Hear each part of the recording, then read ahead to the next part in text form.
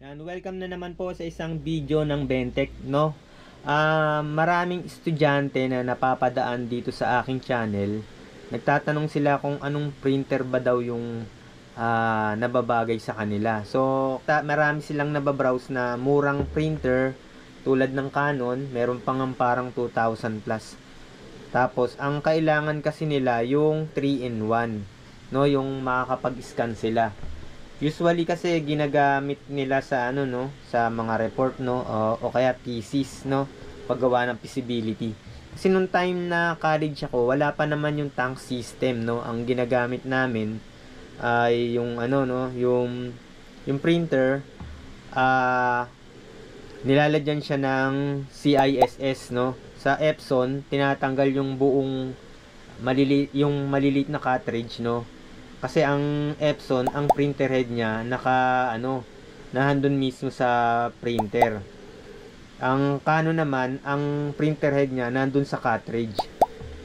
So, sa Canon binubutasan no para magkaroon ng CISS. So dito, ito tinatanong nila tong Canon MG3070S. Ito 'yon no. Ang presyo dito sa Canon flagship store ay 3,895. Ito lang yung magiging ano ko yung insight ko no, sarili kong opinion to. To medyo malaki na rin naman yung na-sold dito. Kung siguro estudyante ka tas halos bitin na yung ano mo no, yung budget ninyo.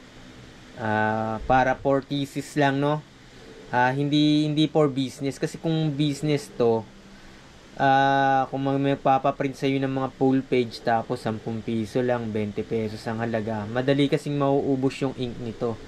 Kasi ang ink nito ay ganito lang no, so ang laman yan konti lang, kaya madali siyang mauubos lalo na kung mga full color no. Pero kung mga thesis siguro, report no, mga black text no, kung walang budget pwede na rin siguro tong ano no, para sa akin no. Pero kung pang business hindi.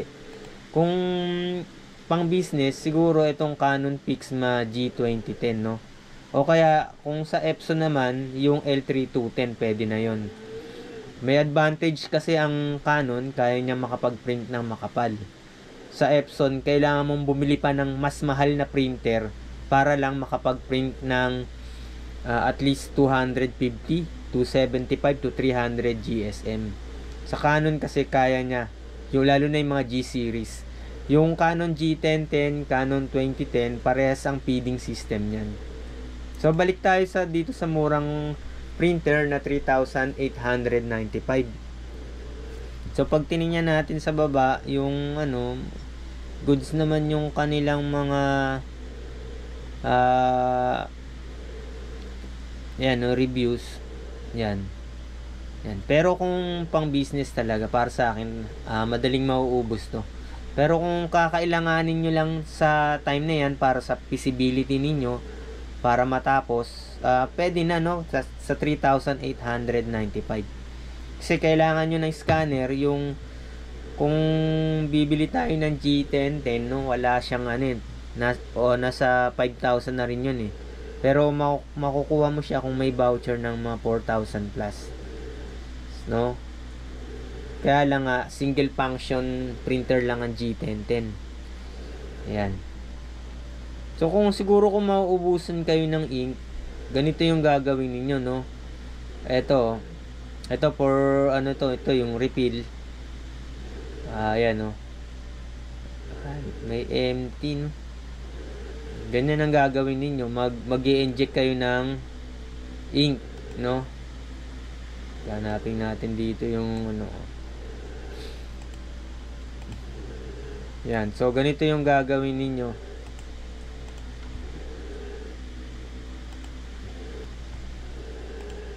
Yan, ganito ang gagawin ninyo no. Magre-refill kayo ng ink. Yan. Yan. Kung gagamitin nyo lang yan for for feasibility no, thesis ninyo, tas kulang sa budget, ganyan ang gagawin nyo. So bibili na lang kayo siguro mga, kasi kami dati ilan ba na ano namin nun, Medyo marami rin kasi nung time na nag-PPCbility kami, ang printer namin parang ganyan lang din eh. Pero nakaraos naman kami. Ay mas mahal pa nun. Eh ngayon tingnan nyo, ayan, meron ng mga refill na yan, 188 lang. Tsaka eto, tingnan natin ha. Yan, okay naman yung mga reviews nila, no. Pero to hindi to hindi ko nare-recommend for business, no. Para sa mga estudyante lang na medyo bitin ng budget. Yan. Buti nga meron ng ganito ngayon, no. Dati ang hirap talaga ng dadalin mo pa sa mga refilling station, no, na ink station. Ang laking tulong na rin itong Shopee. Almost na rin, no. Parang 4,000 na rin, no. Yan ang difference niya, no. Ito almost halos 4,000 ang difference. So, siguro okay na yun kasi kung 4,000 yung difference, siguro matatapos mo na yung feasibility mo yan o thesis mo yan. Kasi kung bibili ka ng 7,995 na 8,000 yan, siguro mga dalawang set ng ink magagamit mo dyan. Kasi matipid din naman tong kasi subok ko na rin yung G1010. Malaki yung tank ng black niyan eh. Tsaka karaniwan naman pagka mga project report, black yung unang nauubos. So kung walang pera siguro pwede na to, no. Wag lang yung yung IP yung ganitong modelo, no. Ayoko ng ganitong modelo. Basta nagsisimula sa Canon IP, nakalimutan ko lang 2 something. Wag lang yung ganito mga no. Mga estudyante natin diyan, no. A single function lang. Nagkaroon ako ng ganito, ang bilis lang nasira sa akin. Sinubukan ko lang. Yan. Tapos ang ink mo, yan no, Koyi, mamaya pang Canon pa na pang Epson pa na ink yan. Madali lang masisira yung head. Yan. Kahit naka CIS pa yan. Yeah. Minsan yung pagka hindi maganda yung pagkaka-setup ng CISS, yung host na yan iipit sa dun sa printer head habang gumagalaw. Yung pa yung na-experience ko diyan. Mahal pa, 3,699. So konti na lang, mag G1010 ka na lang o kaya Epson L121. Pero ito siguro para sa akin itong Canon MG3070, pwede na yan para sa estudyante. Tas mag-aral na lang kayong mag-refill, no? Mag-refill ng ink. Yan. Tsaka hindi nyo naman i-business eh. Pero kung nasa printing kayo, business, kung 3-in-1 na Canon na dito ko sa sa 20 Canon 2010, no. Yung Canon G2010. Yan. Yan. Nasa halos 8,000, no. Aling printer, no. Yan. Ito yung yung itong aking sinasabi ay sarili ko lang idea, no. Pwede kayong mag-research din sa ibang mga mga vlogger diyan.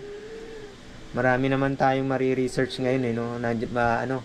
Malawak na masyado yung yung tulad niyan yung YouTube, ang dami nang nag-upload ng mga ng mga mga kaalaman tungkol sa printing. Yan. So, yan lang po mga ka-printing. Hanggang sa muli, no? Matagal tayong hindi nakakapag-upload ng video, no? Maraming salamat.